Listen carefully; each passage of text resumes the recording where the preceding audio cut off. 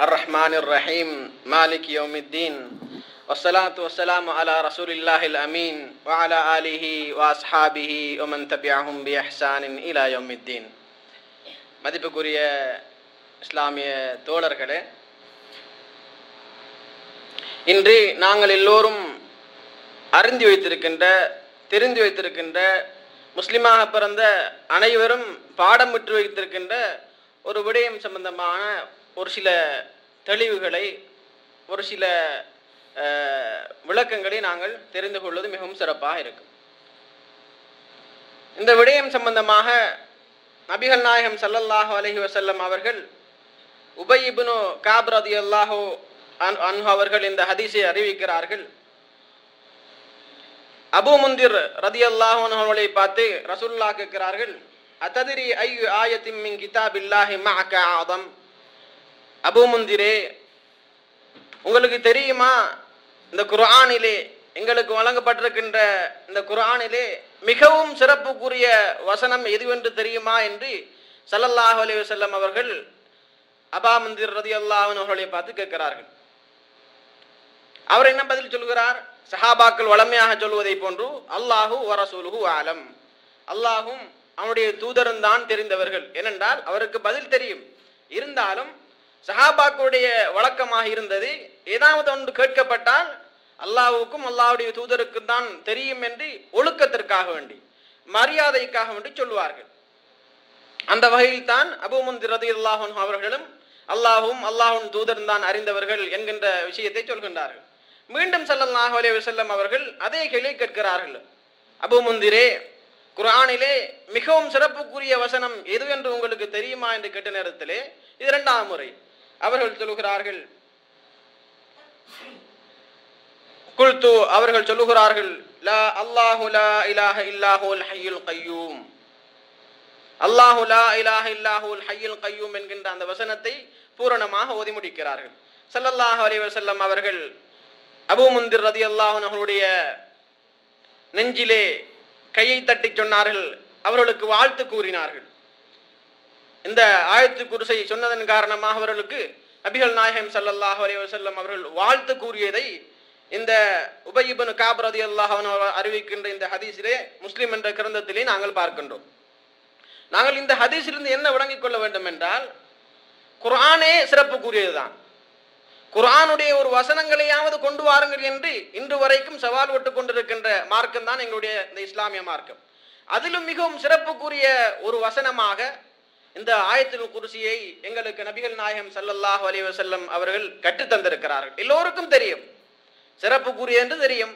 ஆனால் அதனை ஃபாலோ பண்ணுவது, அதனை பின்பற்றுவது என்பது மிகவும் குறைவாக மறக்கடிக்கப்பட்ட மக்களாக நாங்கள் இருக்கின்றோம். இது சம்பந்தமாக நபிகள் நாயகம் ஸல்லல்லாஹு அலைஹி வஸல்லம் அவர்கள் சொல்லுகின்ற ஹதீஸை அபூ உமாமா அல் பாஹிலி ரலியல்லாஹு அன்ஹு அவர்கள் அறிவிக்கிறார்கள். மன் கரஅ ஆயத்துல் குர்சி துப்ர குல்லி ஸலாத்தின் மக்தூபத்தின் லம் யம்னஅஹு மின் துகூலில் ஜன்னஹ் இல்லல் மௌத். என்ன சொல்கிறார்கள்?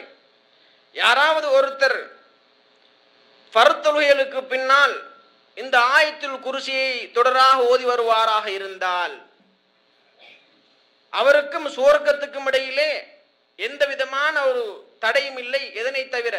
மௌத்தை தவிர.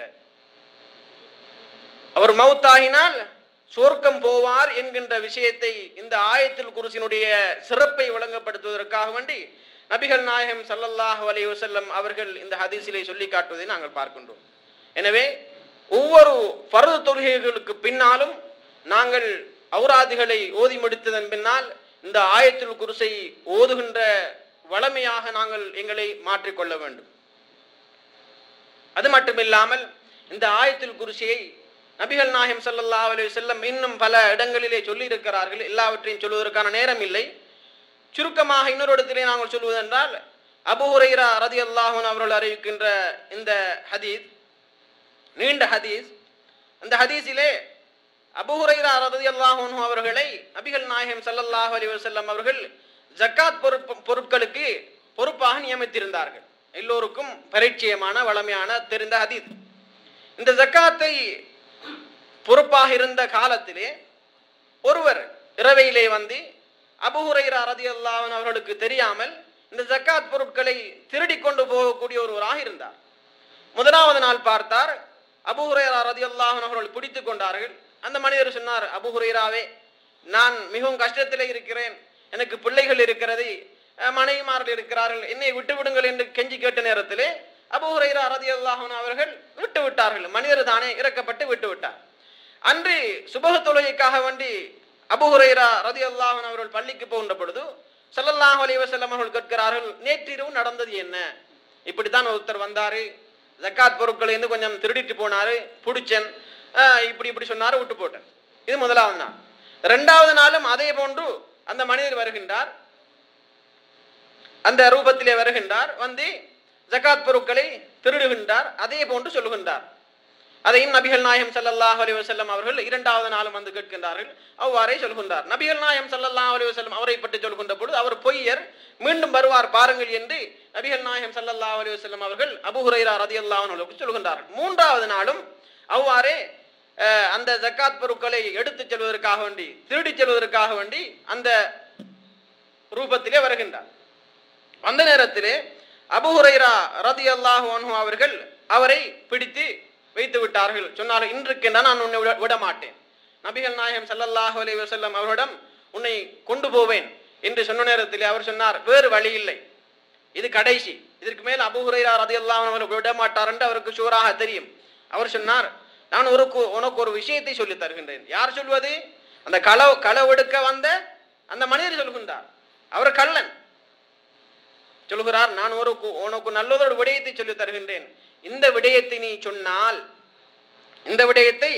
நீ சொன்னால் சுபஹ் வரைக்கும் உன்னை பாதுகாப்பதற்காக வேண்டி அல்லாஹு தஆலா ஒரு மலக்கை சாட்டுவான். லன் யஸால அலைக மினல்லாஹி ஹாஃபிதுன் வலா யக்ரபக ஷைத்தானுன் ஹத்தா துஸ்பிஹ்.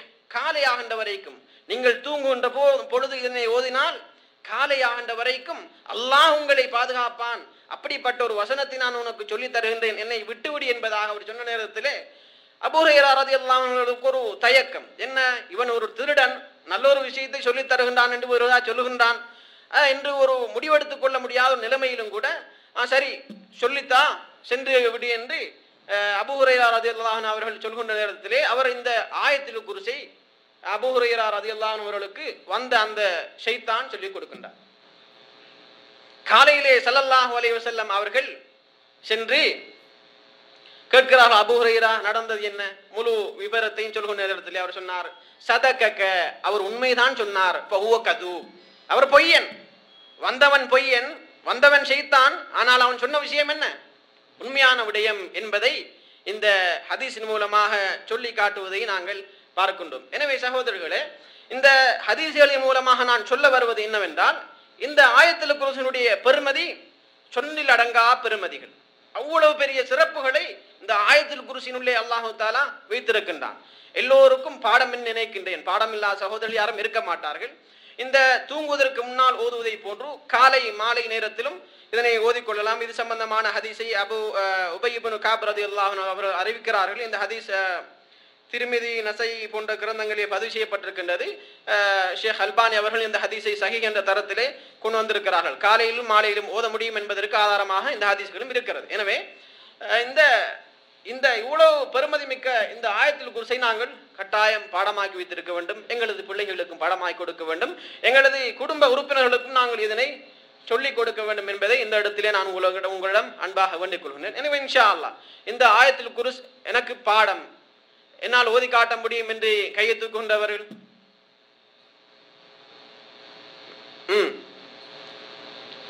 எல்லாருக்கும் தெரியும் தானே, வைக்கப்பட்டீங்களா? சரி, இப்ப நான் ஓதி காட்டுறேன் இன்ஷா அல்லாஹ். ஒரு சுருக்கமாக ஓதி காட்டுறேன், பிள்ளைகள் இருந்தால் தெரிஞ்சுக் கொள்ளுங்க இன்ஷா அல்லாஹ்.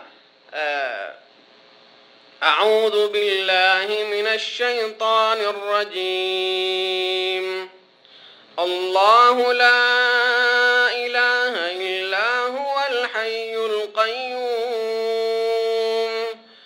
لا تأخذه سنة ولا نوم له ما في السماوات وما في الأرض من ذا الذي يشفع عنده إلا بإذنه يعلم يعلم ما بين أيديهم وما خلفهم ولا يحيطون بشيء من علمه إلا بما شاء وسع كرسيه السماوات والأرض ولا